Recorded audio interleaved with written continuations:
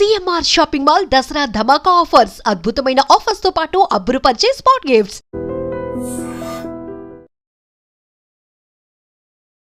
Industry నుంచి వెళ్ళిపోవడానికి reasons ఏమైనా ఉన్నాయా నీకు? జబర్దస్త్ నుంచి బయటికి రావడానికంటే ఒక సిచ్యువేషన్ కారణం. అది ఒక షెడ్యూల్ చేశారు, 2 స్కిట్లు చేశాను, అయిపోయింది. మరుసటి షెడ్యూల్కి వెళ్ళాను, ప్రాక్టీస్ చేయడానికి వెళ్ళాను. మహిదర్ నిన్ను తీస్తాం, నీకు తెలీదా అన్నారు.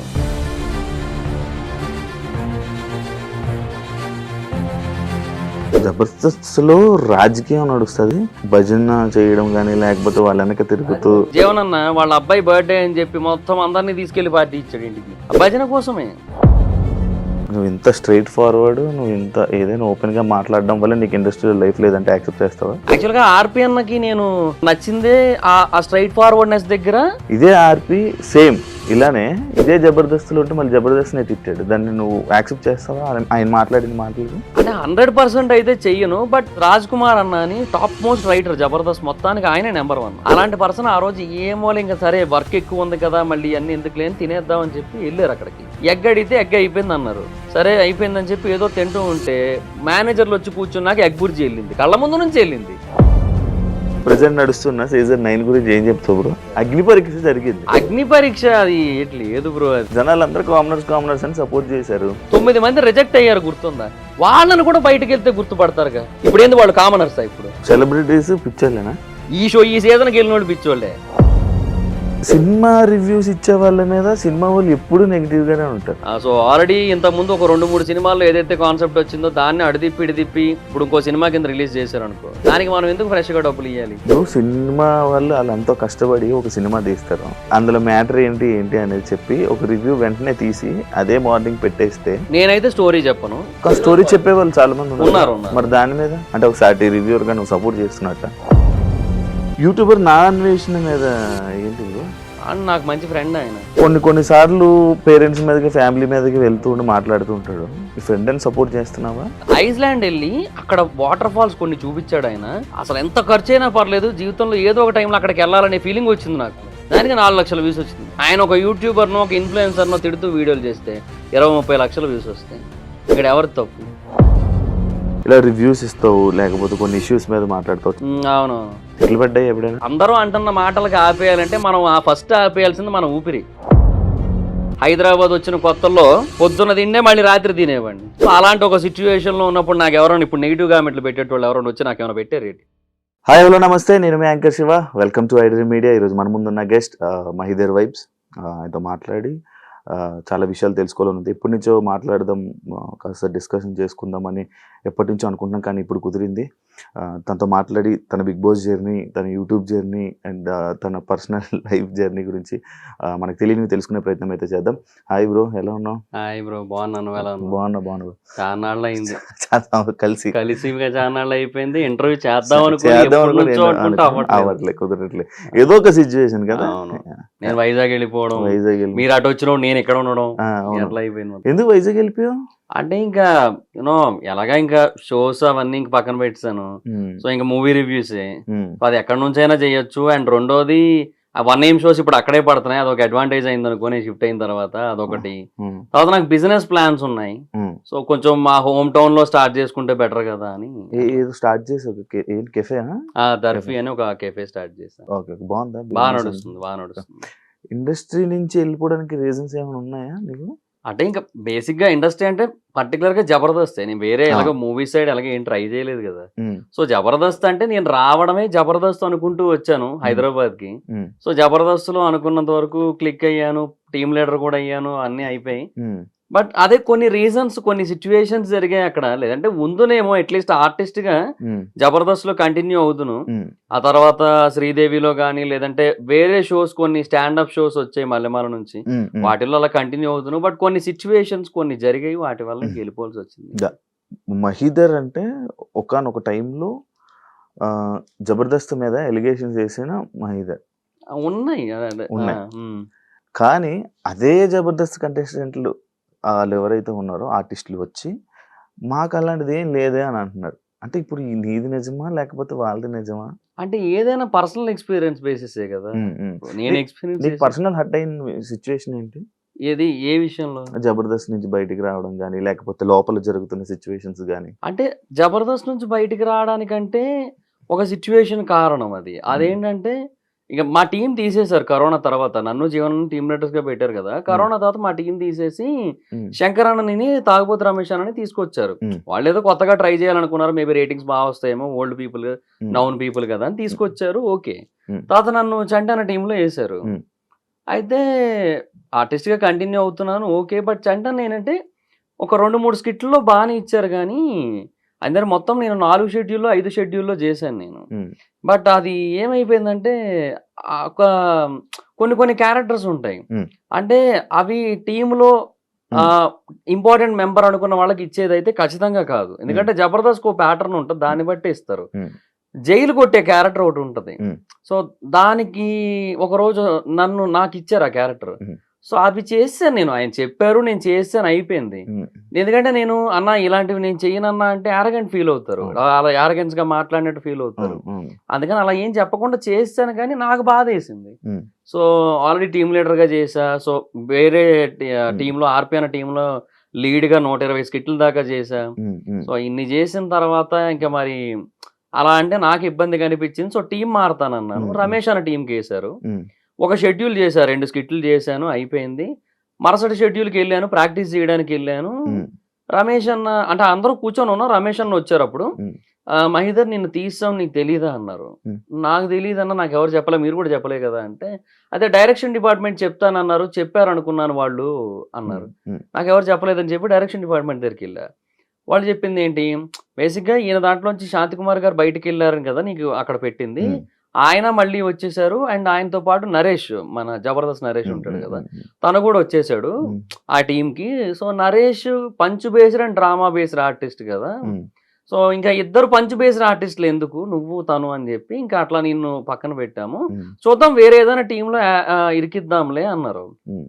అదే అన్నా, అది నాకు చెప్పొచ్చు గదా! ముందే. చెబితే నేనక్కడికెళ్ళిపోయి డైరెక్ట్‌గా ప్రాక్టీస్‌కెళ్ళిపోయి, అక్కడ అందరి ముందు కూర్చొని, హ్మ్. అక్కడ టీమ్ లీడరొచ్చి నిన్ను ఆల్రెడీ తీసాం. నువ్విక్కడే ఏం చేస్తున్నావు అన్నట్టుగా ఆయనతో అనిపించుకోవాల్సిన అవసరం నాకేముంది.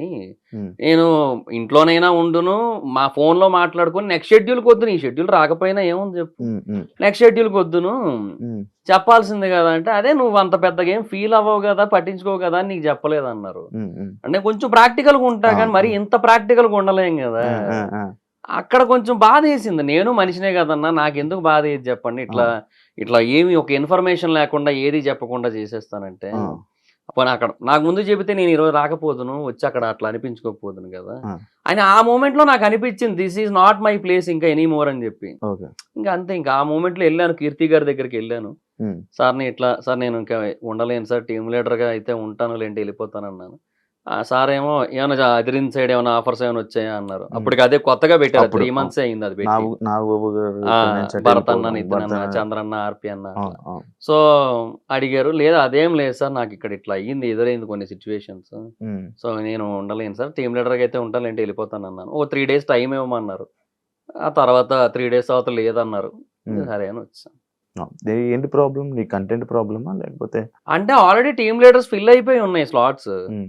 ఇంకా ఒకవేళ నాకివ్వాలి అంటే ఇంకొకరితో టై అప్ జేయాలి. హ్మ్. కొలాబ్ జేయాలి ఎవరో ఒకరితో. హ్మ్. హ్మ్. అలాగే జేయాలి. అదే ఆప్షన్ ఉంది. హ్మ్. ఆ ఆప్షన్ ఏమైనా ఇస్తారేమో అనుకున్నాను. బట్ వాళ్ళేంటంటే ఆ టైంకి ఇంకొక టీమ్ లీడర్‌ని కొలాబ్ చేస్తే పేమెంట్స్ పెంచాలి గదా! హ్మ్. అవును. సో, మళ్ళీ ఇప్పుడు ఎందుకంటే ఇద్దరు టీమ్ లీడర్స్ ఉంటే ఒక పేమెంట్, ముగ్గురుంటే ఒక పేమెంట్ ఇవ్వాలి కదా! హ్మ్. మ్యాండేటరీ అది. హ్మ్. హ్మ్. సో, అందుకని ఇంక వాళ్ళు గూడా కొంచెం ఆ టైంలో అంత ఇంట్రెస్ట్ చూపించలేదు. హ్మ్. సో, సో, వెళ్ళిపోయావు. అయిపోయింది. జబర్దస్త్‌లో రాజకీయం నడుస్తది. లైక్ ఒక ఆర్టిస్ట్ ఇంకొకరితో లైక్ భజన చేయడం గాని, లేకపోతే వాళ్ళ వెనక అది తిరుగుతూ ఉంటది. ఉంటదా? ఉంటది. ఉంటదా? పార్టీలుంటాయి. హ్మ్. ఊరికే. హ్మ్. ఇప్పుడు మేము టీమ్ లీడర్ అయ్యామా? హ్మ్. మేము టీమ్ లీడర్ అయిన తర్వాత మా జీవనన్న అంటే నేను, జీవనన్న కలిసి కదా టీము. హ్మ్. జీవనన్న వాళ్ళ అబ్బాయి బర్త్‌డే అని చెప్పి మొత్తం అందరిని తీసుకెళ్ళి పార్టీ ఇచ్చాడు ఇంటికి. హ్మ్. ఇంటికి తీసుకెళ్ళి. హ్మ్. పార్టీ అంటే తెలుసు కదా! అవును. కొంచెం అవును. మంచిగా అన్నీ ఉంటాయి. అవును. మటను, చికెను, ఆ! బాటిల్లు ఆ! అన్నీ ఆ! ఉంటాయి. ఆ! అవి ఉన్నాయి. ఆ! అది ఏందో అన్నెసెసరీ గదా! బట్ హ్మ్. అది ఎందుకంటే మంచి కోసం అంతే. హ్మ్. భజన కోసమే. హ్మ్. తర్వాత మళ్ళీ భోజనాలు పెట్టించాం. అదేంటి అందరూ పెట్టిస్తారు. టీమ్ లీడర్ అయిన ప్రతి ఒక్కరు ఒక ఒక షూ ఒక ఒక షూటింగ్ రోజు భోజనం పెట్టిస్తారు హ్మ్. Non veg. అది మేము పెట్టించాం. అది అందరికీ పెట్టించాం కాబట్టి అది భజన కిందకి రాదు, అది ఏదో ఫార్మాలిటీ అన్నట్టు ఉంటుంది, అది వేరు. బట్ ఇంక ఇట్లాంటివన్నీ ఉంటాయి. ఇది ఏదో మా జీవన దగ్గర నుంచి ఒకసారో 2 సార్లు జరిగింది, బట్ ఇంకా మిగతా వాళ్ళ దగ్గర నుంచి జరుగుతూనే ఉంటది మొత్తం. అప్పుడున్నంత ఇది మళ్ళీ ఇప్పుడు లేదు కదా, షో జబర్దస్త్ మొత్తం పడిపోయింది కదా. పడిపోయింది అంటే పాత వాళ్ళు అందరూ వెళ్ళిపోయారు కదా, అందరూ వెళ్ళిపోయారు బ్రో. ఇంక ఇప్పుడు ఏం చూస్తారు అంటే, ఇంకొకటి టైమింగ్స్ కూడా ఈ టైంకే నువ్వు చూడాలి అంటే ఆడియన్స్ కూడా రెడీగా లేరు. ఆడియన్స్కి ఏంటంటే ఇప్పుడు ఆ ఫ్లెక్సిబిలిటీ కావాలనిపిస్తుంది. సో సోషల్ మీడియాలో, ఓటీటీలో, యూట్యూబ్ లో అలా చూసుకోవడానికి ఇష్టపడుతున్నారు. అలా చూస్తే రేటింగ్లు రావుగా, అందుకే ఒక వీక్ లేట్ గా టెలికాస్ట్ చేస్తున్నారు యూట్యూబ్ లో చూసా. బట్ అయినా ఇంకా యూజ్ ఉండట్లా. అండ్ ఇంకోటి కామెడీ కూడా రిపీట్ అయిపోయిన ఫీలింగ్ వచ్చేస్తుంది. మరి ఇప్పుడు మళ్ళీ లైక్ అంటే కొత్త మళ్ళీ పాత వాళ్ళని తీసుకుని వచ్చి మళ్ళీ కొత్తగా జబర్దస్త్ అనేది మళ్ళీ స్టార్ట్ చేసింది. నేను పిలవలే? లేదు రియూనియన్ పిలవలేదు, రియూనియన్ కూడా పిలవలేదు, దానికే పిలవలేదు, మళ్ళీ టీమ్ లీడర్ కి పిలుస్తారా? దాని మీద రివ్యూ కూడా చేసావు కదా, అలా ఉంటదా అని. నేను ఒక వీడియో చేశా. అది ఎందుకు చేశానంటే, నాకు రాఘవ్ గారు ఫోన్ చేశారు. ఫోన్ చేసి ఇట్లా మహేందర్ గారు బాగున్నారా అని జనరల్ గా అప్పుడప్పుడు ఫోన్ చేస్తుంటారు. ఆయన రాఘవ్ గారు మంచి ఆయన ఏదో పర్పస్ ఉంటేనో అని కాకుండా జనరల్ గా కూడా ఫోన్ చేస్తారు. చేశారు, ఇట్లాగా ఎలా ఉన్నారండి, ఏంటి బాగుందా మొత్తం అట్లా అని చెప్తున్నప్పుడు నేను అడిగా నార్మల్గా, ఏంటి సార్ ఇప్పుడు ప్రజెంట్ పరిస్థితి, ఏమైనా అప్డేట్స్ ఏంది, ఇప్పుడు అదే ఫ్లోనా లేంటే ఏమైనా మారుతుందా అంటే, లేదండి కొన్ని మార్పులు చేస్తున్నారు, శ్రీపాద గారు మళ్ళీ వస్తున్నారు, ఇట్లా కొన్ని చేస్తున్నారు, పాత వాళ్ళని మళ్ళీ తీస్తున్నారు, ఇట్లా ఉంది అని చెప్పారనమాట. ఫోన్లేండి అని చెప్పి నేను ఇంకా అదే టాపిక్ మీద ఒక వీడియో కూడా చేశాను నేను యాక్చువల్లీ. ఓకే, ఎప్పుడు వచ్చేసావు నువ్వు జబర్దస్త్కి? ఎందుకు వచ్చావు? నార్మల్గా యాక్టింగ్ ఫీల్డ్కి ఎందుకు వచ్చావు? అంటే జనరల్ గా నేను జాబ్ 2016 లో నేను ఫైజర్ అని ఒక ఫార్మా కంపెనీలో జాబ్ చేస్తూ ఉండేవాడిని. బానే చదివావు కదా? అంటే బానే అంటే డిప్లొమా వరకు చదివా, బట్ అప్పటి వరకు టాపరే, చదివినంత వరకు టాపరే, బానే చదివేవాడిని, మంచి మార్క్స్ ఉండేవి. బట్ మా ఫాదర్ నాకు డిప్లొమా సెకండ్ ఇయర్ లో ఎక్స్పైర్ అయిపోయారు. అది 3.5 years కోర్స్, అది శాండ్విచ్ కోర్స్ అంటారు. శాండ్విచ్, నాన్ శాండ్విచ్ అని ఉంటాయి అనమాట. Non sandwich 3 years, sandwich 3.5 years ఉంటాయి డిప్లొమాలో. సో అది ఎందుకు అన్నారో మాకు అర్థం కాదు. తర్వాత ఎవడో జోక్ గా చెప్పుకుంది ఏంటంటే, ఈ 3.5 years వాళ్ళకి ఇంకో 6 months వేస్ట్ అయిపోతాయి కదా, ఆ 6 months శాండ్విచ్ అయిపోద్ది వాళ్ళకి, కాబట్టి అలా శాండ్విచ్ కోర్సులు అంటారని చెప్పి అట్లా జోకులు వేసుకునే వాళ్ళం. అయితే మెటలర్జీ నాది, డిప్లొమా ఇన్ మెటలర్జీ. సో చాలా టఫ్ అండ్ థియరిటికల్ సబ్జెక్ట్ అది, దాంట్లో కూడా చాలా బాగా చదివేవాడిని, అంతా బాగుండేది. బట్ మా ఫాదర్ ఎప్పుడైతే ఎక్స్పైర్ అయిపోయారో, మా మదర్ నన్ను 2.5 ఏళ్ళు చదివించడానికి చాలా ఇబ్బంది పడ్డారు. సో ఇంకా తర్వాత అంతకంటే అంటే కష్టం కదా. సో దాని బేసిస్ మీద నేను జాబ్ కొట్టాను. మా క్లాస్ నుంచి 7 మంది వెళ్ళాం, నాకు ఒక్కడికే జాబ్ వచ్చింది మా బ్రాంచ్ నుంచి. సో హ్యాపీ జాబ్ చేసుకుంటున్నా. బట్ అక్కడ నాకు ఒక ప్రాబ్లం ఉంది, నేను స్ట్రైట్ ఫార్వర్డ్ పర్సన్. నేను నాకు ఎప్పుడైనా కొన్ని విషయాల్లో రాంగ్ జరుగుతుంది, ఎస్పెషల్లీ అది నాకు ఎఫెక్ట్ అవుతుంది అంటే నేను మాట్లాడతా. నాకు అది జరిగింది అక్కడ. ఏబిసి జనరల్ జీ 4 షిఫ్ట్లు ఉంటాయి అక్కడ. మాది సి పడింది అనుకో, వర్క్ బిలో జరగాలనుకో, అక్కడ జరగదు వర్క్. ఆ షిఫ్ట్ ఇన్ఛార్జ్ అందరికంటే సీనియర్, మా షిఫ్ట్ ఇన్ఛార్జ్ అందరికంటే జూనియర్. ఆయన ఏం చేసేవాడు, ఏదో మెషిన్ లో రిపేర్ వచ్చిందనో, లేదంటే టైంకి ప్రొడక్ట్ రాలేదనో ఏదో ఒకటి చెప్పి వర్క్ మొత్తాన్ని కూడా డిలే చేసి మా షిఫ్ట్ కి వేసేవాడు. మా షిఫ్ట్ ఇన్ఛార్జ్ ఏమో సరే మనం అలాగే చేద్దామంటే, లేదు మనం చేసేయాలి అనేవాడు. ఎందుకు, వాడికి ఫర్దర్ గా వచ్చే బెనిఫిట్ల కోసం. వాడి దాంట్లో ఎక్కువ వర్క్ అయ్యిందంటే ఆబ్వియస్లీ వాడికి పేరు కదా, సో దానికోసం అని చెప్పి చేయించేవాడు. ఇలా ఒక 4 సార్లు జరిగింది. నాకు చిరాకేసింది చెప్తుంటేనేమో, మహిదర్ హమ్ చోటీ లోగ్ హేనా ఉస్కే సామ్నే, so we have to adjust అనేవాడు ప్రతిసారి కూడా. అంటే హిందీ, ఆయన తెలుగు రాదు. ఇట్లా చెప్తా ఉండేవాడు. ఇంకా నాకు చిరాకేసి మేనేజర్కి వెళ్ళి వీళ్ళందరి మీద కంప్లైంట్ ఇచ్చాను. అందరూ నాకే అగెనిస్ట్ అయిపోయారు, మేనేజర్తో సహా నన్నే తిట్టారు. వీళ్ళందరి మీద, మేనేజర్ మీద కూడా కలిపి సీనియర్ జనరల్ మేనేజర్ కంప్లైంట్ ఇచ్చాను. ఇట్లా మిస్టేక్ అక్కడ జరుగుతుంటే నన్ను బ్లేమ్ చేస్తున్నారు, మళ్ళీ అడిదిరిగి దాన్ని అసలు సాల్వ్ చేయడం మానేసి అనేసి. అతను నన్నే తిట్టాడు. అంటే ఇంకా నన్నే ఏమంటారు, సీరియస్ అయ్యాడు నా మీదే మొత్తం అంతా. వీళ్ళందరి మీద హెచ్ఆర్ డిపార్ట్మెంట్ కంప్లైంట్ చేశాను. ఇంకా ఆయన ఒకటే అన్నాడు, హెచ్ఆర్ ఇంత జరిగిందని ఆయన తెలిసిన తర్వాత, నువ్వు ఇట్లా కంప్లైంట్లు చేసుకుంటూ పోతే ఎక్కడికి వెళ్తావు చెప్పు, ఏం ఉండదు, నీ మాట ఎవరింటారు అబ్బా, నా మాటే సరిగ్గా వినరు, కొంచెం ఏదో వాళ్ళకి నచ్చింది వాళ్ళు చేస్తారు, ఏమనంటే we know the department of production 100% more than something ఏదో చెప్తారు. సో అలాంటప్పుడు మనం వాళ్ళకి ఏమంటాము, నువ్వు చెప్పింది వినేస్తే ఇంకేమి, నువ్వే అడ్జస్ట్ అవ్వాలి, నువ్వు ట్రైనీ జూనియర్ ఎగ్జిక్యూటివ్, నువ్వు నీ పొజిషన్ కి నువ్వు ఎక్స్పెక్ట్ చేసే కమాండింగ్ ఏమైనా సంబంధం ఉందా అంటే, ఇంకా నేను ఇంకేం చేయాలో అర్థం కాక ఆయన ఒకటే అన్నాడు, ఉంటే ఉండు లేదా మానేసే అబ్బా, అది ఏం ఈ నోటీస్ పీరియడ్ లో గట్రా కూడా ఏమొద్దు, డైరెక్ట్ గా ఒక మెయిల్ పెట్టేసి వెళ్ళిపో, మానేయాలనుకుంటే ఏ రోజైనా నేను చూసుకుంటాలే అన్నాడు ఆయన. నీకు అంటే లైక్ నువ్వు ఇంత స్ట్రైట్ ఫార్వర్డ్, నువ్వు ఇంత ఏదైనా ఓపెన్ గా మాట్లాడడం వల్ల నీకు ఇండస్ట్రియల్ లైఫ్ లేదంటే యాక్సెప్ట్ చేస్తావా? అది కూడా ఉంది, బట్ దాని వల్ల కూడా కొంతవరకు మేబీ నాకు కొంచెం ఏమంటారు ఆ సపోర్ట్, ఆ రీచ్ అనేది వచ్చింది. యాక్చువల్ గా ఆర్పిఎన్కి నేను నచ్చిందే ఆ స్ట్రైట్ ఫార్వర్డ్నెస్ దగ్గర, అండ్ రెండోది నా మెమరీ పవర్ దగ్గర. బేసిక్ గా స్కిట్ లో జబర్దస్త్ లో ఏంటంటే వాళ్ళ డైలాగులు మటుకే వాళ్ళు గుర్తుపెట్టుకుంటారు. నేను అలా కాదు, స్కిట్ మొత్తం గుర్తుపెట్టుకొని అందరితో నేను ప్రాక్టీస్ చేయిస్తాను. స్టేజ్ మీద ఒకళ్ళు ఎవరైనా మర్చిపోతే అందరికీ నేనే అందిస్తా. సో అదొక్కటి ఆర్పిఎన్ నాకు బాగా నచ్చింది, అందుకు తీసుకున్నారు అట్లా. సో ఓకే, ఆ స్ట్రైట్ ఫార్వర్డ్నెస్ నాకు దెబ్బ కొట్టిందిలే కొన్నిసార్లు, అది ఒప్పుకుంటా. నేను బోల్డ్ దొబ్బులు పడ్డాయి నాకు దాని వల్ల, కానీ ఇంకా తప్పదు. ఆర్పి గురించి మాట్లాడుతున్నావు కాబట్టి, ఇదే ఆర్పి సేమ్ ఇలానే ఇదే జబర్దస్తులు ఉంటే మళ్ళీ జబర్దస్త్ నే తిట్టాడు, దాన్ని నువ్వు యాక్సెప్ట్ చేస్తావా ఆయన మాట్లాడిన మాటలకి? అంటే 100% అయితే చెయ్యను, బట్ కొన్ని కంప్లైంట్స్ అయితే వాస్తవమే. ఇప్పుడు అక్కడ ఎలా ఉంటదంటే రైటర్లకి ఆర్టిస్టులకి ఇంపార్టెన్స్ ఇవ్వకుండా మేనేజర్లకి ఫుడ్ విషయంలో ఇంపార్టెన్స్ ఇవ్వడం అనేది జరిగింది. ఒకరోజు రాజ్ కుమార్ అన్న అని టాప్ మోస్ట్ రైటర్ జబర్దస్త్ మొత్తానికి, ఆయనే నెంబర్ 1. అలాంటి పర్సన్ ఆయన ఎప్పుడో కానీ ఇక్కడ తిండబ్బా ప్రొడక్షన్ లో, ఆయన బాక్స్ తెప్పించుకుంటాడు, లేదంటే ఆయన ఆర్డర్ పెట్టుకొని తింటాడు ఆయన. అలాంటి పర్సన్ ఆ రోజు ఏమో ఇంకా సరే వర్క్ ఎక్కువ ఉంది కదా మళ్ళీ అన్ని ఎందుకు లేని తినేద్దాం అని చెప్పి వెళ్ళారు అక్కడికి. ఎగ్ అడిగితే ఎగ్ అయిపోయింది అన్నారు. సరే అయిపోయిందని చెప్పి ఏదో తింటూ ఉంటే మేనేజర్లు వచ్చి కూర్చున్నాక ఎగ్ బుర్జీ వెళ్ళింది, కళ్ళ ముందు నుంచి వెళ్ళింది. వెళ్తా ఉంటే ఇందాక అయిపోయింది అన్నావు కదా, ఇప్పుడు ఎక్కడి నుంచి వచ్చింది అంటే ఇది మేనేజర్ల కోసం సెపరేట్గా ఉంచింది. పెద్ద గొడవ అయింది, చాలా పెద్ద ఇష్యూ అయింది. నెక్స్ట్ డే ఏం చేశారు చెప్పన, ఓవరాల్గా ఎగ్ తీసారు. ఇప్పుడు ఏం చేయాలి, యాక్చువల్గా అందరికీ ఎగ్ పెట్టాలి, అది కదా చేయాల్సింది. ఎగ్ మొత్తం తీసారు. ఇంకా మిగతా జోకులు వేసుకున్న ఫోన్లే రైస్ కోసం గొడవ లేదు, రైస్ కోసం తీసేసిన మొత్తం అని చెప్పి ఇంకా అట్లా అయిపోయింది అక్కడ పరిస్థితి. ఉన్నది బ్రో, కొన్ని ఉన్నాయి అక్కడ. అంటే నేను ఏమంటానంటే అక్కడ పర్సనల్ ఇంట్రెస్ట్లు ఉంటాయి, ఒకరికి కొంతమంది అంటే ఫేవరిజం ఉంటది, దాన్ని బట్టి చూపిస్తుంటారు. అది అసిస్టెంట్ డైరెక్టర్లకి కావచ్చు, డైరెక్టర్స్ లో కావచ్చు, ఉండొచ్చు ఏమో. బట్ 100% అని నేను చెప్పను. నాకు 1-2 చోట్ల ఎఫెక్ట్ అవుతుంటది, నా కళ్ళ ముందు తెలుస్తుంటది నాకు ఇట్లా జరిగి ఉండొచ్చు అని చెప్పి. నాకు ఎఫెక్ట్ అయ్యింది, నేను అర్థం చేసుకోగలను, నాకు ఆ మాత్రం తెలివి లేదా, తెలుస్తుంది కదా ఏ రీజన్స్ వల్ల అనేసి. వాళ్ళు ఏదో కవర్ చేసుకుంటారు స్కిట్ కోసం, స్కిట్ బాగా రావడం కోసం, అది ఇదని అంటారు. బట్ అది ఓవరాల్ గా ఏ కారణం చేత అలా జరుగుతుందో మనకు అర్థం అవుతుంది కదా, జరిగాయి అట్లా అంతే. జాబ్ వదిలేసి ఇండస్ట్రీకి వెళ్ళావు, ఏం నేర్చుకున్నావు నువ్వు? అక్కడ అవ్వలేదు, ఇప్పుడు ఇక్కడ జాబు లేదు నీకు, ఇక్కడ జబర్దస్త్ లో నీకు కావాల్సిన ఫీల్డ్ లేదు. అంటే ఇనీషియల్ గా నేను అనుకున్నదైతే నేను అచీవ్ చేయగలిగాను అట్లీస్ట్. సో ఆది అన్న స్కిట్లు చూశాను స్టార్టింగ్ లో, నాకు నేను అలా రాయగలను అనిపించింది, అదే కాన్ఫిడెన్స్ తో వెళ్ళాను. ఒక 5 స్కిట్లు రాసుకొని, ప్రొడక్షన్ రెడ్ అన్న అని ఒక ఆయన ఉంటారు, ఆయన నన్ను సరే నువ్వు ఈ రోజు కాదు షూటింగ్ 18న ఉంది, ఆ రోజు రా తమ్ముడు జూలై 18 అని చెప్పి ఆ రోజు పిలిపించి వెంకన్నకు పరిచయం చేశాడు. వెళ్ళాను, వెంకన్న దగ్గర రైటర్ గా ఒక 7 షెడ్యూల్ చేశా. తర్వాత ప్రకాష్ అన్న టీమ్ లో ఆర్టిస్ట్ గా ఒక 7 షెడ్యూల్ చేశా. అభి అన్న టీమ్ కి వెళ్ళా, అట్నుంచి అవినాష్ అండ్ కార్తీక్ అన్న టీమ్ కి వచ్చా, ప్రసాద్ అండ్ నరేష్ టీమ్ కి వచ్చా, లాస్ట్ అండ్ ఫైనల్ గా ఆర్పి అన్న టీంకి వచ్చాను. సో చాలా మంచి పేరు వచ్చింది. ఇప్పటికీ బయటకు వెళ్తే గుర్తుపడతారు, జబర్దస్త్ కదా అండి మీరు, జబర్దస్త్ లో చేశారు కదా అని చెప్పి.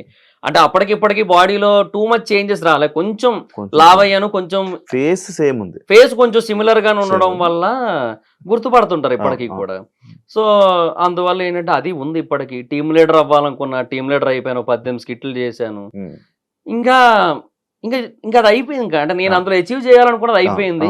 తర్వాత అప్పుడు కూడా కంటిన్యూ అవుతును, ఎందుకంటే నాకు ఇష్టం కాబట్టి. ఎందుకంటే నేను ఓన్లీ జబర్దస్త్ అనుకునే వచ్చా ఇండస్ట్రీకి, సినిమాలు అది ఏం లేదు నాకు, అలా అనుకుని వచ్చా, అందులో ఉంది నేను.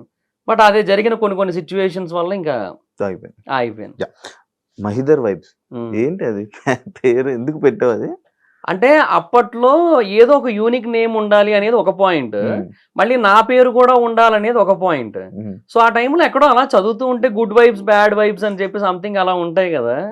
సో అవే అలా చూస్తూ అది కొన్ని కొటేషన్లు ఏవో చదివినప్పుడు సరే వై నాట్ మహిదర్ వైబ్స్, అంటే నీ వైబ్స్, నా వైబ్స్, నా నుంచి ఎట్లాంటి వైబ్స్ వస్తాయి కొన్ని కంటెంట్స్ మీద అనే ఆస్పెక్ట్ మీద పెట్టాను.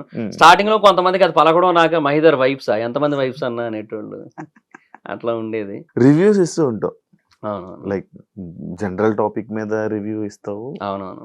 సినిమా టాపిక్ మీద రివ్యూ బిగ్ ఇస్తావు, బాస్ మీద బిగ్ బాస్ మీద కూడా రివ్యూస్ ఉంటుంది. ఒక్కొక్క టాపిక్ గురించి మాట్లాడుకుంటాం. ఓకే. జనరల్ టాపిక్స్ మీద రివ్యూస్ ఇచ్చినప్పుడు నీకు ఎంత ఇన్ఫర్మేషన్ తెలుసు, నీకు నచ్చింది నువ్వు చెప్తావా, లేకపోతే బయట జరిగిందే ఎలా తెలుసుకుని నువ్వు చెప్తావు? అంటే నీ ఒపీనియన్ అన్నట్టు చెప్పేస్తుంటావు. అవును. లైక్ ఒకటి డిసైడ్ చేసేస్తావు. ఒకటి ఇప్పుడు ఒక వైఫ్, ఒక బాయ్ ఫ్రెండ్, ఒక గర్ల్ ఫ్రెండ్, వీళ్ళిద్దరికి గొడవలు అయ్యింది, ఈయన చంపేసింది, ఈయన చంపేసింది, ఒకరి మీద తప్పు అన్నట్టు మాట్లాడేసి రివ్యూ చెప్తూ ఉంటావు. అనుకుందాం. ఎలా చెప్తున్నావు? నీకు ఎలా వస్తుంది ఇన్ఫర్మేషన్? ఏమి ఇది చేస్తావు, రీసెర్చ్ చేసి చెప్తావు? బేసిక్ గా ఏమంటే దాని గురించి వేరే వాళ్ళు, అంటే వాళ్ళకి తెలిసిన వాళ్ళు ఎవరో ఒకరు డెఫినెట్ గా మీడియా ముందుకు వస్తారు, మాట్లాడతారు. వాళ్ళ ఒపీనియన్స్ ఏవైతే ఉంటే అవన్నీ ఒక చోట చేరుస్తా. అలాగే దాన్ని ఎవరైతే టెలికాస్ట్ చేస్తారో వాళ్ళ సైడ్ నుంచి మనకి multiple aspects of points reveal అవుతుంటాయి. అవి ఒక సైడ్ రాసుకుంటా. తర్వాత అంటే రాసుకోవడం ఇన్ ద సెన్స్ మైండ్ లో పెట్టుకుంటా. ఇవన్నీ మైండ్ లో పెట్టుకుంటా ఒక దగ్గర. స్క్రిప్ట్ ఎప్పుడు రాయలేదు దేనికి కూడా. ఆటోమేటిక్ గా ఒక ఫ్లో వచ్చేస్తుంది, అర్థమైపోతుంది. తర్వాత కొన్ని ఆర్టికల్స్ ఉంటాయి, న్యూస్ ఆర్టికల్స్. అది తెలుగులో కావచ్చు, ఇంగ్లీష్ లో కావచ్చు, న్యూస్ ఆర్టికల్స్ ఉంటాయి. ఆ ఆర్టికల్స్ అన్ని కూడా రిఫర్ చేస్తాను, వాటి గురించి అర్థం చేసుకుంటా. సో ఓవరాల్ గా చదివినప్పుడు మనకున్న ఆ ఏమంటారు ఆ సెన్స్, ఆ సిక్స్ సెన్స్ అనలేము, అది జస్ట్ లైక్ మనకు అనిపిస్తుంది, ఏదో అనిపిస్తుంది కదా ఆ మూమెంట్ లో. సో ఇది రైట్, ఇది రాంగ్ అని అనిపిస్తుంది కదా, ఆ బేసిస్ మీద చెప్తాను. ఒకవేళ అక్కడ ఒపీనియన్స్ మ్యాటర్ అయినట్టయితే, అక్కడ ట్రూత్ ఏమీ రివీల్ కాలేదు ఇంకా అన్నట్టయితే, అప్పుడు నా ఒపీనియన్ చెప్పేస్తాను. ట్రూత్ రివీల్ అయితే దాని గురించే మాట్లాడుకుంటాం, అంతే. నెక్స్ట్ బిగ్ బాస్ రివ్యూస్ గురించి మాట్లాడదాం. మీరు కూడా వెళ్ళారు. మీరందరూ ఈ బిగ్ బాస్ రివ్యూలు ఇచ్చేటప్పుడు రివ్యూర్లు అందరూ అనుకొని ఈయన్ని బ్యాడ్ చేయాలి, ఈయన్ని మంచి చేయాలి అని చెప్పి ఒకప్పుడు ఒక స్క్రీన్ షాట్ అనేది బయటికి రిలీజ్ అవ్వడం జరిగింది. ఓకే, అవునా? ఒక స్క్రీన్ షాట్ రిలీజ్ అయ్యింది. లైక్ అరే ఈ కంటెస్టెంట్ వెళ్తున్నాడు, వీడిని మనం బ్యాడ్ చేయాలి, ఈ కంటెస్టెంట్ బిగ్ బాస్ లోకి వెళ్తున్నాడు, వీడి కొంచెం మనం సపోర్ట్ చేయాలి అని చెప్పి ఇలా పట్టుకొని ఒక స్క్రీన్ షాట్ రిలీజ్. అది నిజమా? మీకు ఏమనిపిస్తుంది చెప్తావా? లేదు, నాకేమనిపిస్తే అదే చెప్తా నేను. అలా ఏం ఉండదే. ఇది ఎప్పుడు మీకు జరగలేదు? మీరు ఎప్పుడు రివ్యూర్లు ఎప్పుడు మాట్లాడుకోలేదా? అంటే నేను శ్రీను 65 మాట్లాడుకుంటాం, because we both are friends from Jabardasth. Jabardasth లో చేసాడు తను కూడా, సో అట్లా పరిచయం. ఆదిరెడ్డి గారితో అప్పుడప్పుడు మాట్లాడుతుంటాను, అది చాలా రేర్ గా. ఆయన ఫ్యామిలీ పర్సన్, ఆయన చాలా ఏమంటారు బిజీ ఉంటారు ఆయన. సో ఆదిరెడ్డి గారితో అప్పుడప్పుడు మాట్లాడతాను, అంతే. సో బట్ ఎప్పుడు కూడా మా మధ్య ఒక కంటెస్టెంట్ గురించి ఎక్కువ డిస్కషన్ రాదు. సీనుకి నాకు బిగ్ బాస్ కోసం వస్తుంది, ఫ్లో ఎలా వెళ్తుంది, ఇలా కాకుండా ఇంకోలాగా వెళ్తే ఏమైనా బాగుంటుందా అని మేమేం మాట్లాడుకుంటాం.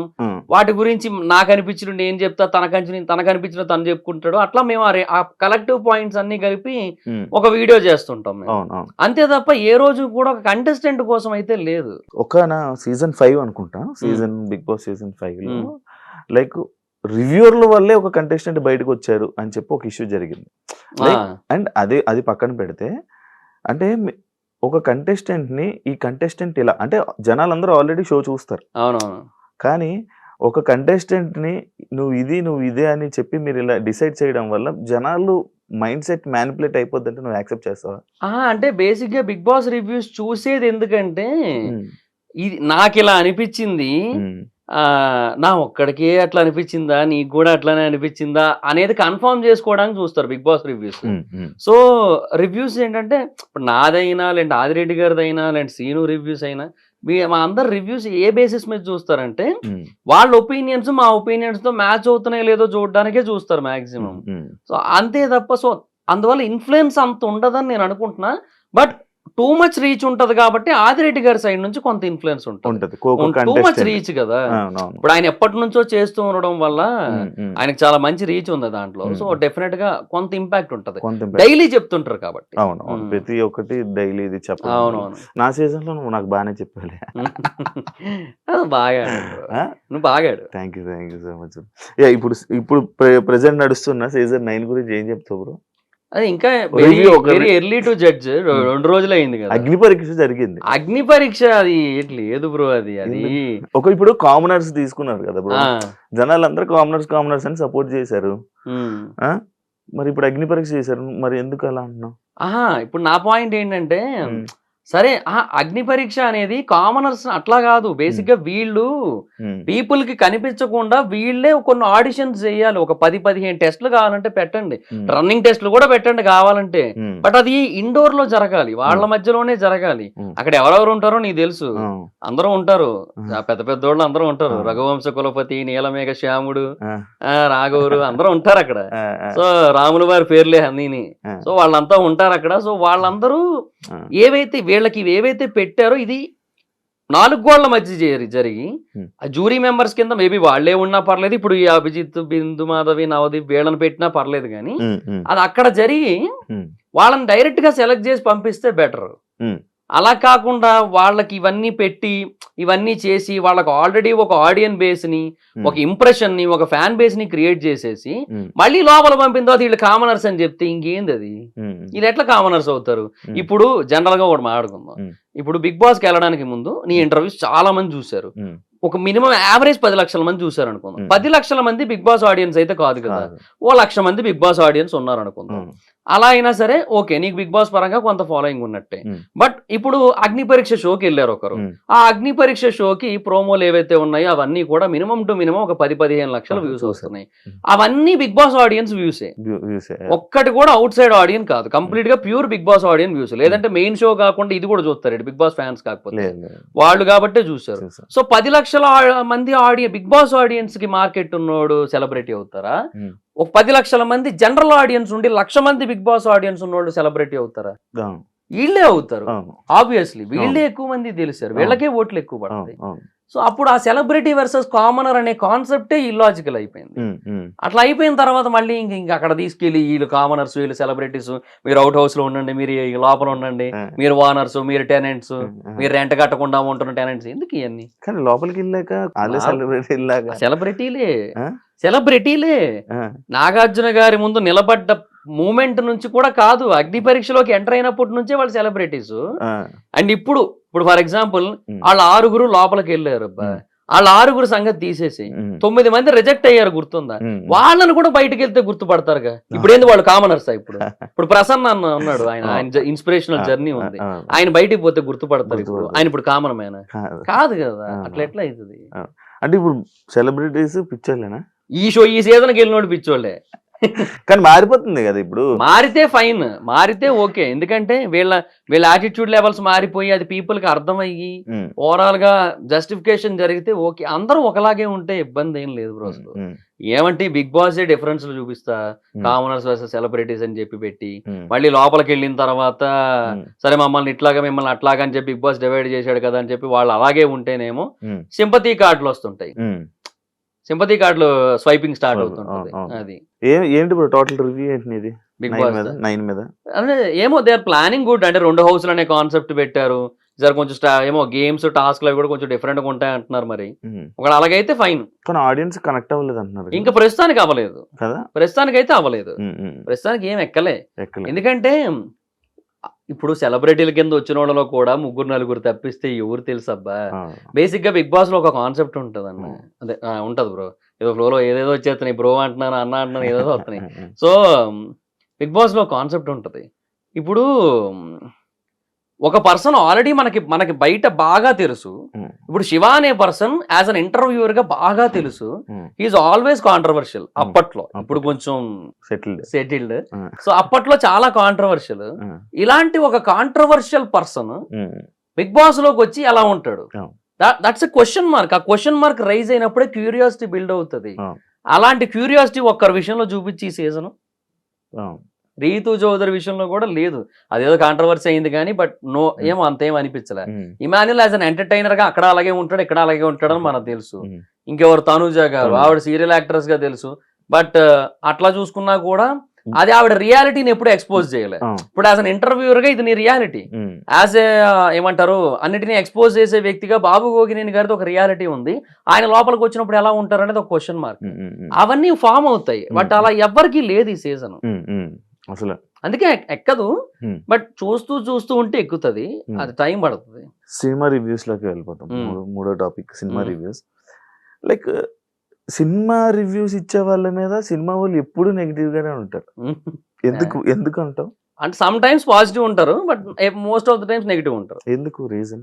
అంటే ఇంకా బేసిక్ గా సినిమాలు కొంచెం బ్యాడ్ క్వాలిటీతో వస్తున్నాయి. Quality in the sense not about VFX అలా కాదు, అంటే కంటెంట్ పరంగానే ఎందుకో రిపీటెడ్ కంటెంట్స్ వస్తూ, సో మళ్ళీ వాటికి మనం డబ్బులు పే చేస్తుంటాం కదా, సో ప్రతిదానికి ఫ్రెష్ గా డబ్బులు కడతాం మనం. సో ఆల్రెడీ ఇంత ముందు ఒక 2-3 సినిమాల్లో ఏదైతే కాన్సెప్ట్ వచ్చిందో దాన్ని అడిదిప్పి ఇడిదిప్పి ఇప్పుడు ఇంకో సినిమా కింద రిలీజ్ చేశారు అనుకో, దానికి మనం ఎందుకు ఫ్రెష్ గా డబ్బులు ఇవ్వాలి, అదొక కాన్సెప్ట్ ఉంటది. సో అందువల్ల ఆడియన్స్ చాలా మంది రివ్యూస్ కి ఎడిక్ట్ అయ్యారు, సినిమాలు బాగోకపోవడం, దానికి ఏమో ఓవర్ హైప్ ఇవ్వడం బాగోని సినిమాలకు కూడా. తర్వాత ఇంక ఈ ఓటీటీ కల్చర్, తర్వాత piracy, ticket rates, popcorn rates, చాలా రీజన్స్ ఉన్నాయిలే పీపుల్ రివ్యూస్ కి ఎడిక్ట్ అవ్వడానికి. సో వాటి వల్ల ఏమవుతుందంటే అసలు ఈ సినిమాకి ఏమాత్రం సంబంధం లేని ఒక వ్యక్తి, ఒక ర్యాండమ్ పర్సన్ సినిమా తాలూకుగా కలెక్షన్స్ డిసైడ్ చేస్తున్నట్టే కదా, అట్లీస్ట్ ఒక 2% or 3%. అది కూడా ఎందుకు అనేది. మళ్ళీ దీనివల్ల ఏమవుతుంది, ఈ టాక్ విన్నోళ్ళు వేరే వాళ్ళతో షేర్ చేయొచ్చు. ఇప్పుడు పలానా రివ్యూర్ ఇట్లా చెప్పాడు బాలేదని, దాన్ని చూసిన 1,00,000 మంది ఇంకొక 1,00,000 మందికి నోటితో చెప్పొచ్చు, అక్కడ చూశాను రా బాలేదన్నారు అది ఇది అని చెప్పి, నేను ఎప్పుడు చూస్తాను ఆయన జెన్యున్ గా చెప్తాడు, ఆయన బాలేదన్నాడు సో బాలేనట్టే సినిమా ఎందుకు వేస్ట్ అన్నాడు అనుకో, 2,00,000 మంది అయిపోయినట్టే. 2,00,000 × 200 కలిసి 4 కోట్లు కదా, అయిపోయినట్టేగా. లైక్ అంటే ఇదే ఇప్పుడు సినిమా వాళ్ళు వాళ్ళు ఎంతో కష్టపడి ఒక సినిమా తీస్తారు, మీరు ఆ స్టోరీని కానీ లేకపోతే అందులో మ్యాటర్ ఏంటి అనేది చెప్పి ఒక రివ్యూ వెంటనే తీసి అదే మార్నింగ్ పెట్టేస్తే ఇబ్బంది కదా. నేనైతే స్టోరీ చెప్పను, ఏ రివ్యూలోని స్టోరీ చెప్పను, అసలు జీరో చెప్పేవాళ్ళు చాలా మంది ఉన్నారు. మరి దాని మీద ఎప్పుడు ఎందుకు చెయ్యలేవు, నువ్వు ఎప్పుడు చెప్పలేదు అంటే ఒకసారి రివ్యూర్ గా నువ్వు సపోర్ట్ చేస్తున్నట్ట? లేదు, అని నేను ఎప్పుడు స్టోరీ నా దాంట్లో ఏ రోజు రివ్యూలు ఉండదు. ఫస్ట్ హాఫ్ ఇలా ఇలా ఇలా, ఇంటర్వెల్, సెకండ్ హాఫ్, క్లైమాక్స్, ఈ ఆస్పెక్ట్స్ ఉంటాయి తప్ప ఏ రోజు నేను స్టోరీ ప్లాట్, బేసిక్ ప్లాట్ కూడా రివీల్ చేయను నేను. ఈ రోజు ట్రైలర్ లో ఏదైనా కనబడితే దాన్ని బట్టి చెప్తాను అంతే, ఎందుకంటే అది ఆల్రెడీ అందరూ చూసుంటారు కాబట్టి అంతే. కానీ ఆడియన్స్ ఆపేస్తున్నారు కదా మీరు. ఆపేయడం అంటే ఇప్పుడు అదే అంటున్నా, బేసిక్గా ఒక సినిమా బాగున్నా బాగోకపోయినా చూద్దామని ఆల్రెడీ డిసైడ్ అయ్యి ఉన్నట్టయితే ఎవరు రివ్యూస్ ఏం చెప్పినా నో యూస్ వెళ్ళిపోతారు దానికి.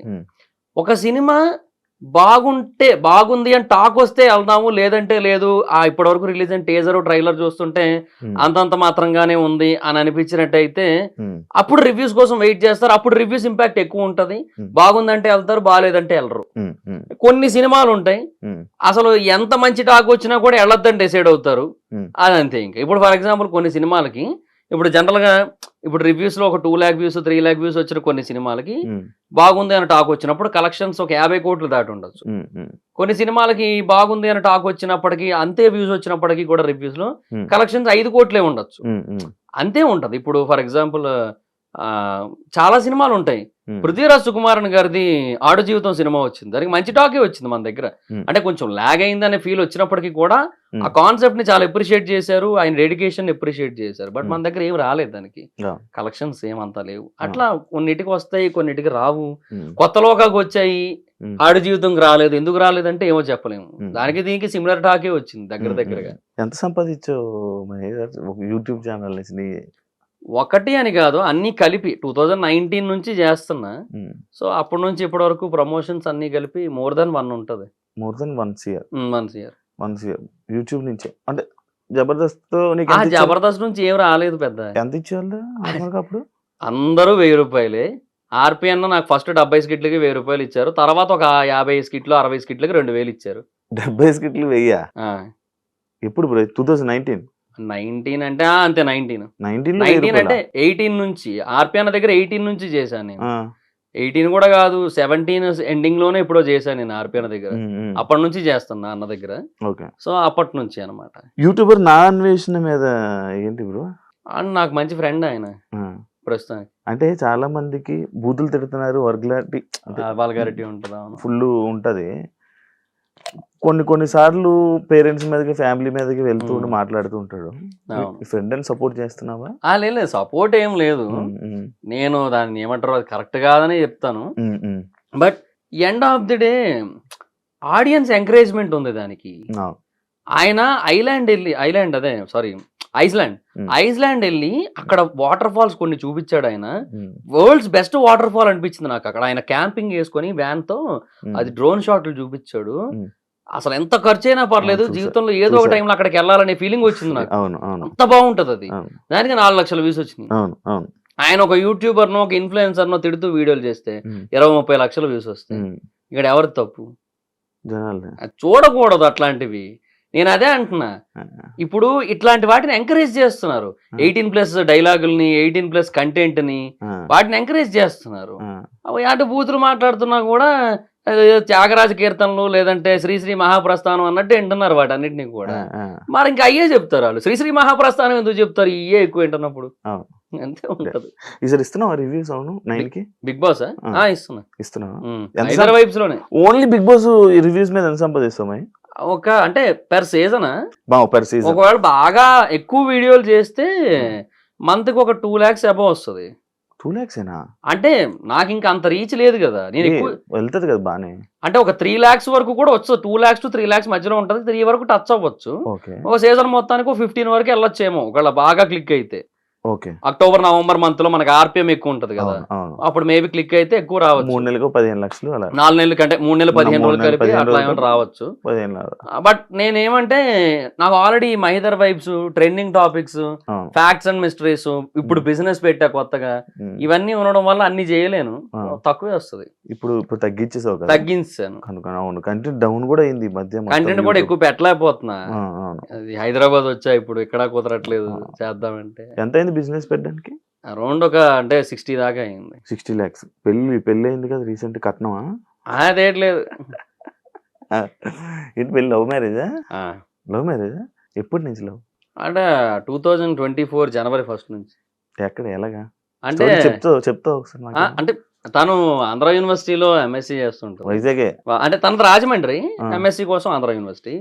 సో అట్లా నా సబ్స్క్రైబర్ కొంచెం అలా ఇన్స్టాలో మెసేజ్ చేసి, అయ్యో నా ఎన్ని సబ్స్క్రైబర్లు మెసేజ్ చేశారు చూడు రిప్లై ఇవ్వలేం బ్రో, భయం. మళ్ళీ నువ్వే రివ్యూ ఇస్తావు శివరాజు రిప్లై ఇచ్చాడని చెప్పి. ఎందుకు బ్రో? నాకు సరిపోయింది. లేదు పెళ్లి చేసుకుంటే ఎవరేమనరు కదా, అది కూడా కరెక్ట్. సారీ చెప్పు, అది కూడా కరెక్ట్. సో ఆ తర్వాత ఇంకా అట్లాగా ఇంకా కాసేపు ఒక 2-3 టైమ్స్ నార్మల్ గా మెసేజ్ చేసుకుని, ఆ తర్వాత అట్లా మాట్లాడుకుని కొంచెం తర్వాత ఒక రోజు అట్లా బీచ్ రోడ్ లో కలిసి అలా ఫ్రెండ్షిప్ అనేది బిల్డ్ అయింది. అట్లా అలా లవ్ అయిపోయి లవ్ మ్యారేజ్ చేసుకున్నా. అట్లా అరేంజ్ మ్యారేజ్ అనుకున్నా నేను. నువ్వు మ్యారేజ్ అయిపోయి నేను వైజాగ్ వెళ్ళిపోయాను బ్రో అంటే. మ్యారేజ్ ముందే వెళ్ళిపోయాను నేను. 2023 ఫెబ్లోనే వెళ్ళిపోయాను. ఫెబ్లో వెళ్ళిపోయావు. హైదరాబాద్ లో మంచి ఆపర్చునిటీస్ ఉంటాయి కదా నీకు, ఎందుకు వైజాగ్? అంటే వెళ్ళిపోయాను ఇంకెందుకంటే నాకు బేసిక్ గా కొంచెం అది ఎలా అంటే నాకు బిజినెస్ మీదే కాన్సన్ట్రేషన్ ఎక్కువ ఉంది. మొదటి నుంచి బిజినెస్, ఇప్పుడని కాదు, స్టార్టింగ్ నుంచి 2019, 18 ఆ టైం నుంచి కొంచెం బిజినెస్ అంటే బాగా ఇంట్రెస్ట్ ఉండేది. సో ఎప్పటికైనా బిజినెస్ పెట్టాలని ఉంది. కొంత ఇన్వెస్ట్మెంట్ ఎలాగో గ్యాదర్ అయ్యింది. సో ఓకేలే అని చెప్పి ఇంకా అలా చేద్దాం అనుకున్నా. హోమ్ టౌన్ అయితే బెటర్ కదా కొంచెం అని ఒకటి. రెండోది ఏంటంటే ఇంకా మూవీ రివ్యూస్ ఎక్కడి నుంచి అయినా చేసుకోవచ్చు కదా. పైగా ఇప్పుడు 1 AM షోలు అక్కడే పడుతున్నాయి. కొంచెం అదొక అడ్వాంటేజ్ కూడా ఉంది కదా. సరే ఇంకా బెటర్లే అని చెప్పి ఇంకా అటే వెళ్ళాను. వైజాగ్ సొంత ఊరు కదా, అంతే. ఇక్కడికి రావట్లే అప్పుడప్పుడు వస్తున్నా అంతే, చాలా రేర్ గా. రీసెంట్ టైమ్స్ లో యూట్యూబ్ లో రివ్యూస్ అనగానే కానీ లేకపోతే ఏదైనా ఒక ట్రెండింగ్ ఉందంటే మన నాగవంశీ గారు వేసే డైలాగులు, పంచ్ డైలాగులు, రివ్యూస్ ఇచ్చే సవాళ్ళు, ఆయన పెట్టే ట్వీట్లు. నువ్వేం చెప్తావు దాని గురించి, ఆయన గురించి? అంటే ఆయన ఫ్రస్ట్రేషన్ కూడా కరెక్టే ఒక రకంగా. ఆయన ఏమంటారు, సినిమాల మీద బతుకుతూ సినిమాలను చంపేయాలనుకుంటే ఎలాగా అంటారు. అది 100% వాస్తవం కదా. కాకపోతే ఆయన సైడ్ కూడా కొన్ని మిస్టేక్స్ ఉంటాయి. ఆయన చిన్న చిన్న వాటికి రియాక్ట్ అవుతుంటారు. ఎవరో ఇప్పుడు ఒక యూట్యూబర్ ఏదో ఒక దగ్గర ఏదో ఒక చిన్న కంపారిజన్ ఏదో చేస్తే దాని గురించి ఈయన ఇంకెక్కడో రౌండ్ టేబుల్ కాన్ఫరెన్స్ పెడుతున్న టైంలో ఈయన వెళ్ళి దాని గురించి మాట్లాడి అన్నెసెసరీ అంటున్నా నేను. సో ఇవన్నీ కూడా అంటే ప్రొడ్యూసర్స్ అనే పర్సన్ ఎప్పుడు కూడా నా దృష్టిలో చాలా స్ట్రాంగ్ పిల్లర్ ఫర్ సినిమా. అంటే ఇప్పుడు ఎవరైతే హీరోస్ ఉన్నారో ఒక 50 మంది హీరోలు ఉన్నారు మన దగ్గర, ఇంకా ఎక్కువే ఉంటారు కూడా. వీళ్ళెవ్వరూ లేకపోయినా ఒక సాలిడ్ ప్రొడ్యూసర్ ఉంటే నిన్ను పెట్టైనా సినిమా తీసేయచ్చు. అవునా? మేబీ అదే కంటెంట్ బాగుంటే వస్తారు అనడానికి ఇప్పుడు బోల్డ్ ఎగ్జాంపుల్స్ మన కళ్ళ ముందే ఉన్నాయి. యానిమేషన్ సినిమా తీసుకుంటాడు అబ్బా పోనీ, ఏది కాదంటే మహావతార్ నరసింహలాగా. ప్రొడ్యూసర్ ఉండాలి, ప్రొడ్యూసర్ అనేటోడు ఉండాలి. ప్రొడ్యూసర్ అనేటోడు ఎప్పుడు కూడా వెళ్ళిపోకూడదు. సో హీరోలు ఉంటే అది క్రేజ్ అదంతా వేరు. ప్రొడ్యూసర్ చాలా ఇంపార్టెంట్. అలాంటి ఒక ఇంపార్టెంట్ పిల్లరు నాకు ఏదో ఆ మూల చిన్న బూజు పట్టింది, నేను దాని గురించే పట్టించుకుంటా, ఇంకా మిగతా పిల్లలు అందరి కోసం పట్టించుకోరంటే ఎట్లా? ప్రొడ్యూసర్స్ ఎప్పుడు కూడా అసలు అంత ఇంటరాక్ట్ కాకూడదు. బార్బలనే కాదు, ఎవరితోని ఇంటరాక్ట్ కాకూడదు, ఎవరిని ఏమంటారు ఓవర్ గా క్రిటిసైజ్ చేయకూడదు, ఓవర్ గా పాజిటివ్ గా చెప్పినప్పుడు ఓవర్ గా పొంగిపోకూడదు. నిన్న ఈటీవీ విన్, నిన్న మొన్న అనుకుంటా ఈటీవీ విన్ పేజ్ ఉంటది కదా ట్విట్టర్ లో, వాళ్ళు బార్బల్ ఇది బాగుందని చెప్పాడని చెప్పి can we say that Little Hearts is a verbal certified film అనొచ్చా అని చెప్పి ఏదో పెట్టాడు అనమాట. ఇప్పుడు బార్బల్ కి సీతారామన్ నచ్చలేదు, ఇప్పుడు ఈటీవీ విన్నాడు Sita Ramam is a worst movie అని చెప్పి ఒక ట్వీట్ వేయగలడా? వేయలేడు. ఇప్పుడు బార్బల్ కి సలార్ సినిమాలో ఉన్నవన్నీ ఇల్లాజికల్ సీన్లు అనిపిస్తాయి. ఇప్పుడు ఈటీవీ విన్నోడు వచ్చి Salaar is the most illogical film in the decade of the Telugu film industry అని ఒక ట్వీట్ వేయగలడా? కాటేరమ్మ కొడుకులు రారా అక్కడికి ఈటీవీ ఆఫీస్ కి? అట్లా ఉంటది కదా. సో అదే అంటున్నా, ఎప్పుడు కూడా you don't need to, I mean అంటే ఏమంటారు, ఒక పర్సన్ ఒపీనియన్ ని సీరియస్ గా తీసుకోవాల్సిన అవసరం లేదు. టూ మచ్ పాజిటివ్ అయినా టూ మచ్ నెగిటివ్ అయినా అంత సీరియస్ అన్నెసెసరీ. పెద్దోళ్ళు చిన్న విషయాలు పట్టించుకోకూడదు, అది నేనేది అనమాట. సో ప్రేక్షకులు రివ్యూవర్స్ వీళ్ళ మధ్య రిలేషనే ఉండాలి తప్ప reviewers and producers, reviewers and cost అంటే ఆర్టిస్టులు వీళ్ళ మధ్య ఎక్కువ ఉండకపోతేనే బెటర్ నన్ను అడిగితే. ఉంటే స్పాయిలే అవుతుంది తప్ప ఏమి అడ్వాంటేజ్ ఏమి ఉండదు. ఆయన అదే లైక్ ఆయన రివ్యూస్ కి దానికి వీటికి డబ్బులు ఇస్తే అవే వస్తాయి, డబ్బులు ఇస్తే వాళ్ళే వేస్తారు, డబ్బులు వస్తే లైక్స్ వస్తాయి అంటారు కదా. మరి అది అంటే అది వాళ్ళ సైడ్ నుంచి ఉంటదేమో కొంత, ఎందుకంటే బుక్ మై షోలో వాటి కోసం చెప్పారు, లైక్స్ కోసం వాటి కోసం, తర్వాత యూట్యూబ్ ట్రైలర్ వ్యూస్ వాటి కోసం చెప్పారు. అది ఇండస్ట్రీలో ఎలాగో ఉంది, అది ఉండనే ఉంది. అదేంటంటే వాళ్ళు దాన్ని చూపించుకొని మార్కెట్ని కొంచెం పెంచుకోవడానికి ఒక లెక్క, రెండోది దానివల్ల ఇంకొంతమంది కొత్త ఆడియన్స్కి ఏమైనా వెళ్తాదేమో అని ఇంకొక ఆశ. ఇట్లా 2-3 ఆస్పెక్ట్స్ ఉంటాయి, వాళ్ళు చేస్తారు, అది వాళ్ళ తప్పేమీ లేదు అందులో. సినిమా అనేది ఎంతవరకు వీలైతే అంతవరకు పీపుల్లోకి వెళ్ళి జనాలు థియేటర్లకు రావాలని వాళ్ళు కోరుకుంటారు. సో అందులో నేను తప్పేమీ లేదంటాను. ఏమంటే సినిమాని సినిమాలా చూస్తే బెటర్, ఓవర్ లాజిక్లు ఎతకద్దు. ఇప్పుడు వీళ్ళిద్దరు ఒకసారి ఒక ఇంటర్వ్యూ చేశారు, బార్బలును నాగవంశీ, ఒక వీడియో కాల్ ఇంటర్వ్యూ. దాంట్లో ఈయన సలార్లో కూడా లాజిక్ ఎదుగుతాడు కాబట్టి బార్బర్ ఆ లాజిక్ అడిగాడు ఆయన్ని, ఏమని సలార్లో గన్ను గాల్లోకి పెట్టిన తర్వాత ఇంటర్వెల్ సీన్కి ముందు ఆ టాటూ చూస్తాడు, చూడగానే కిందకు పడేయడం ఎందుకు, కాల్ చేస్తే అయిపోద్ది కదా, అది నా లాజిక్ అని చెప్పి అట్లా తను అది ఇల్లాజికల్ అనిపిస్తుంది అట్లా అని. ఈయన ఏమన్నారు దానికి ఆన్సరు, కమర్షియల్ సినిమాల్లోని పెద్ద హీరోల సినిమాల్లో ఇంతే ఉంటదని చెప్పారు ఆయన. అట్లా కాదు ఆయన చెప్పాల్సిన ఆన్సర్. దానికి ఒక రియల్ సినిమా ఆడియన్ అయితే ఇచ్చే ఎక్స్ప్లెనేషన్ వేరే ఉంటది. అంటే లైక్ ఇప్పుడు దాన్ని నేనే ఇప్పుడు ఎగ్జాంపుల్ చేయాలంటే, ఇప్పుడు ఆడక్కడ గన్నుతో వాడు మనిషి మొహం కూడా చూడలే, జస్ట్ టాటూ చూశాడు. టాటూ చూడగానే ఆ టాటూ ఎవరి చేతి మీద ఉందో అర్థం చేసుకొని ఆ పర్సన్ ఆ చెయ్యి అంతకు ముందు సృష్టించిన విధ్వంసం ఏంటో గుర్తు తెచ్చుకున్నాడు. ఇది ఫ్లాష్ బ్యాక్ సీన్ తర్వాత జరిగింది కదా. సో అప్పట్లో ఆడు ఏం చేశాడో వీడికి తెలుసు, ఆ దేవా అనే పర్సన్ ఏం చేశాడో వీడికి ఐడియా ఉంది మొత్తం. అందుకే చూడగానే వడికాడు ఒకటి. రెండోది కొంచెం ఏదైనా ప్రాక్టికల్ గా మాట్లాడుకుంటే అంటే సినిమాటిక్ ప్రాక్టికాలిటీ. సో స్నైపర్స్ అనేవి చాలా బరువు ఉంటాయి, అందుకే ఏ సినిమాలో అయినా చూడు స్నైపర్స్ కింద చిన్న ట్రైపాడ్ ఉంటుంది, దాన్ని అట్లా హోల్డ్ చేసి పెడతారు షూటింగ్ చేయడానికి, చాలా వెయిట్ ఉంటుంది. సో వాడు ఫైర్ చేశాడే అనుకుందాం, ఒక బుల్లెట్ ఫైర్ చేశాడు, అది ఐదర్ మిస్ అయినా అయిపోవచ్చు అటు ఇటు కదిలి, లేదంటే ఆడు గుండెల్లో దింపుదాం అనుకుంటే అది పొరపాటు నీ షోల్డర్ దగ్గర ఎక్కడో తగిలేసింది అనుకుందాం. ఆ బుల్లెట్ దేవాని ఏం చేయలేదు. ఒక డైరెక్ట్ గా వాడు అనుకున్న చోట దింపినా సరే బుల్లెట్ దేవాని ఏం చేయలేదు. ఒక బుల్లెట్. రెండో బుల్లెట్ స్నైపర్ రీలోడ్ చేయాలి, స్నైపర్స్ ఇట్లా రీలోడ్ చేస్తారు, అది రీలోడ్ చేసే గ్యాప్ లో వీడి మెడ మీద తల ఉండదని వీడికి తెలుసు, అందుకు పడేసి వెళ్ళిపోయాడు. అలా చెప్పాలి. అంటే దిస్ ఈస్ కమర్షియల్ ప్యాటర్న్ అంటున్నా, this is the concept of elevations. ఒకటి కత్తిని చూడగానే మొత్తం అందరూ భయపడతారు, కత్తి ఎవడు పట్టుకోలేదే, కత్తిని చూడగానే భయపడతారు, ఎందుకు అధీరుని కత్తి అంటారు. సో అదే ఎలివేషన్ అక్కడ. ఆ కాన్సెప్ట్ మీద సినిమా ఒకటి క్లిక్ అయ్యి 1250 కోట్లు కొట్టి ఇండియాలో ఉన్న అందరికీ కూడా బాగా నచ్చి ఫేవరెట్ సినిమా అయినప్పుడు ఎలివేషన్స్ అనే వాటిని ఇల్లాజికల్ అని చెప్తే ఇంకా ఏ రకంగా సినిమా చూడాలి? ఇంకా నాగవంశీ గారికి సినిమా నాలెడ్జ్ లేదంట, డబ్బు ఉంది కానీ సినిమా నాలెడ్జ్ లేదంట. సినిమా నాలెడ్జ్ లేదని కూడా కాదు, ఆయన ఒక చిన్న పిల్లాడి మనస్తత్వం అంతే. ఆయన ఏంటంటే నేను ఇట్లా చెప్పేస్తాను అంతేలే ఏముందిలే ఇట్లా చెప్పేస్తే చాలు కదా అనుకుంటాడు ఆయన. But right way of explanation ఇవ్వాలంటే ఇంత ఇవ్వాలి. ఇంత ఇస్తే అవతలోళ్ళు సైలెంట్ అవుతారు కదా, అవతలోళ్ళకి ఒకటి అర్థం అవుతుంది కదా. అదే అంటున్నా నేను. డబ్బులు ఉన్నాయి కదా సో ఆటోమేటిక్ సైలెంట్ అవుతారంటే అవ్వదు. ఇట్లా చెప్పాలి కొన్నిసార్లు. కాదు, రివ్యూకి డబ్బులు ఇచ్చి రివ్యూలు చెప్పించుకునే ఉన్నారా ప్రొడ్యూసర్స్ టీమ్? ఏమో నన్ను కూడా అప్రోచ్ అయ్యారు, బట్ నేనైతే వద్దనేసాను. మరి వద్దనేసి ఎప్పుడు తీసుకోలేదా? లేదు, ఎప్పుడు తీసుకోలేదు. కానీ ఉన్నాయి అది. ఉన్నది. నన్ను 2 సినిమాలకి యాక్చువల్గా నన్ను ఏమని అడిగారంటే, జెట్టి నీతో ఈ 2 సినిమాలకి ఏమని అడిగారంటే, అప్పుడు ఎప్పుడు హైదరాబాద్లో ఉన్నప్పుడే అది. ఏమంటే ఇట్లాగా ఏంటది, సినిమా చాలా బాగుందండి బట్ ఎక్కువ మందికి రీచ్ అవ్వట్లేదు, సో అందుకని ఏంటంటే ఇంకా మీరు కొంచెం సపోర్ట్ చేశాడు, మీకు నచ్చుతుంది ఖచ్చితంగా సినిమా, మీరు వచ్చి చూసి రివ్యూ చెప్తే అది పీపుల్కి ఎక్కువ రీచ్ అవుతుంది అది ఇదని చెప్పి అట్లాగా చెప్పారు. సరే ఓకే అని నేను వెళ్ళాను చూడడానికి. అక్కడ నాకు నచ్చలేదు సినిమా, బాగాలేదని నేనే చెప్తాను, ఏముందన్న దీంట్లో చెప్పడానికి. నా పక్కన డిస్ట్రిబ్యూటర్ కూర్చున్నాడు ఆ సినిమాకి, ఇంకో సినిమాకి ప్రొడ్యూసరే కూర్చున్నాడు నా పక్కన. సో ఇంకా ఏం చెప్పలేను, బాగాలేదు అదైతే చెప్పాను, బాగాలేదన్నా నేనైతే చెప్పలేను సారీ అని చెప్పేసి, సరే నేను ఇంకా అదే చెప్పుకుంటాను రివ్యూ అంటే అది వద్దన్నారు. మళ్ళీ నెగిటివ్ రివ్యూ వద్దనేసారు మళ్ళీ. మళ్ళీ నాకు అప్పుడు ఏమనిపించింది అంటే టైం వేస్ట్ అయిపోయింది కదా నాకు.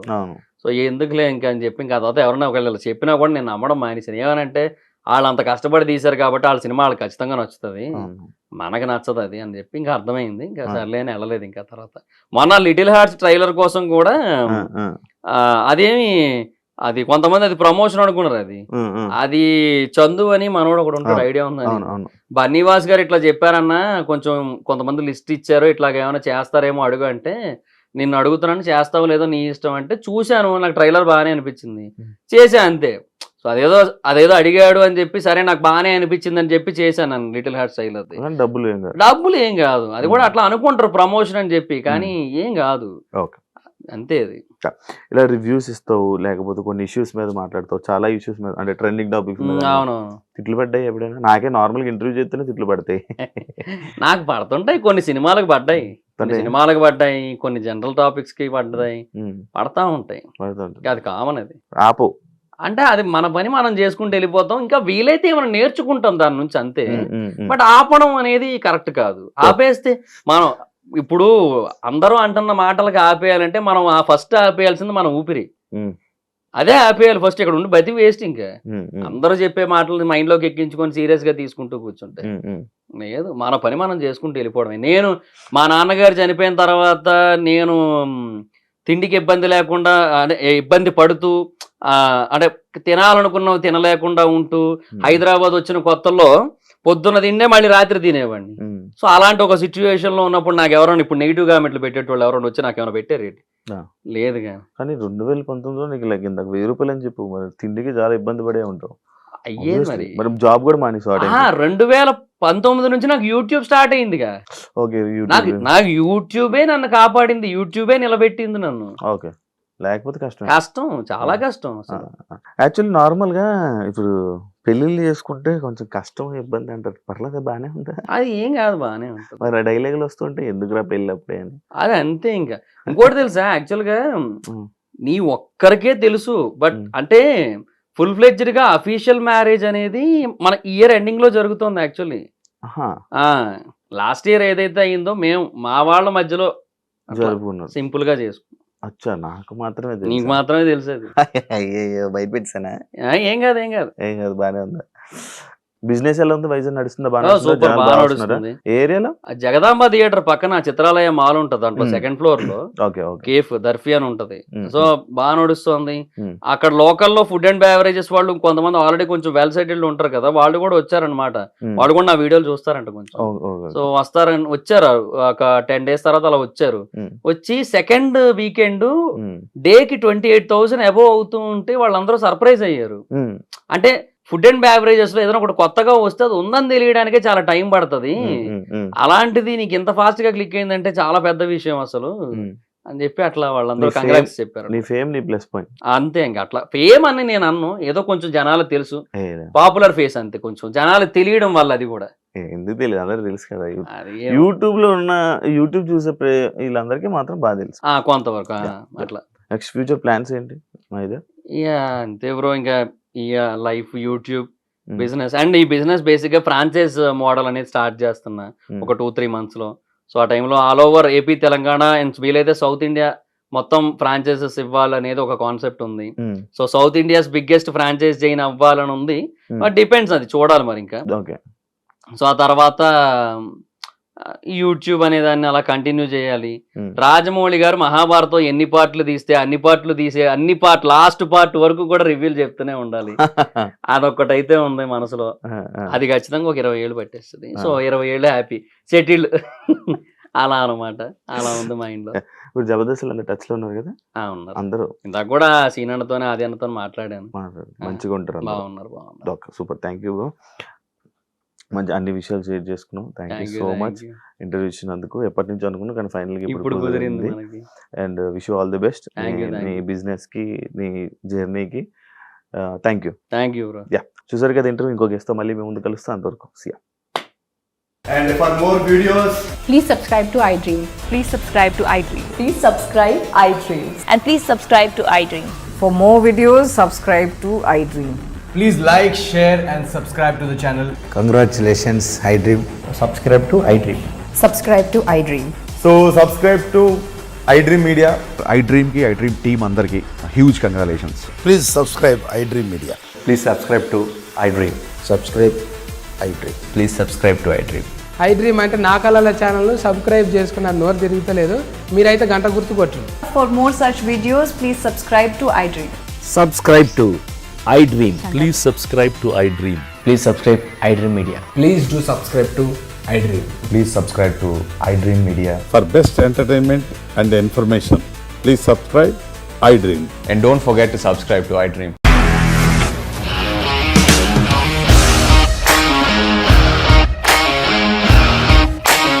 ఇండస్ట్రీలో కమిట్మెంట్ ఇష్యూస్ వస్తే నీకు కూడా వచ్చినట్టు? మార్నింగ్ తీసుకెళ్ళారంటే కొట్టి పడేసాడు.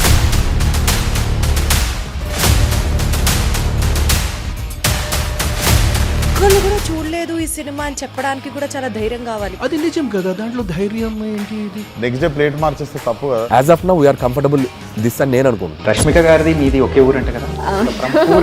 నీకు కోపం వచ్చిందంటే బాగా తిట్టేత్తరా? తిట్టేద్దామండి. నిజంగా గేమ్ ని ఎలా చేంజ్ చేయగలిగారు? ఏపీఎస్ఎఫ్సి వాళ్ళకి 6 నెలల్లో నేను 6 లక్షలు కట్టా. బిజినెస్ చేయాలనుకుంటే it is as difficult as riding a tiger.